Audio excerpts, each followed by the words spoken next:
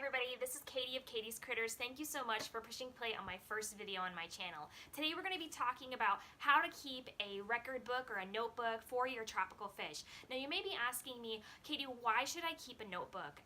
So recently I had a lot of issues with my fish tank, and I was really trying hard to figure out what was going on, and as I was solving these problems I wrote everything down in this notebook in a specific way that's kind of similar to how research scientists write their lab book.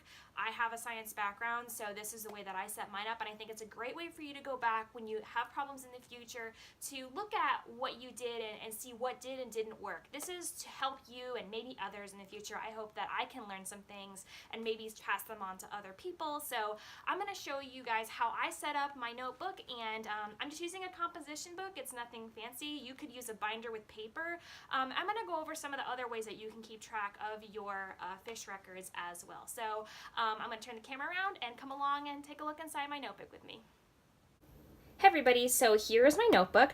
For the type of notebook that you like to use, that's really up to you. I personally like composition notebooks, and from a science point of view, we always use a notebook that you can't have any pages torn out of or lose any pages. So I particularly like this. I always title my notebook, and I put the volume number, so this is volume number 1, it's the first one I have, and then I put the date from beginning to end. So when I finish with the notebook, I'll have an end date.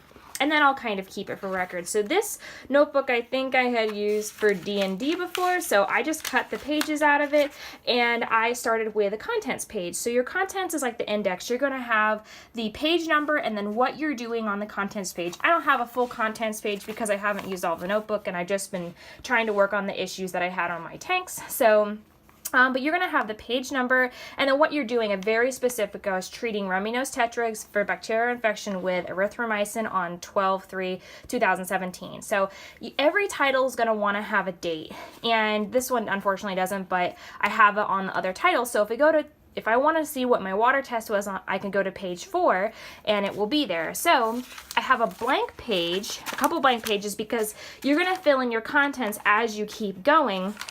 And so then I have, here's my treating my rummy nose tetras, and then all the other things. So I try to just really over-explain everything that I'm doing, because as I look back on this in the past, like in the future, I'm not going to remember every exactly thing that I did in the past. So I want to make sure that I really understand what I was doing and why I did it. Why did I put the bubbler in? Why did I run carbon? So I have all those explanations and these notes.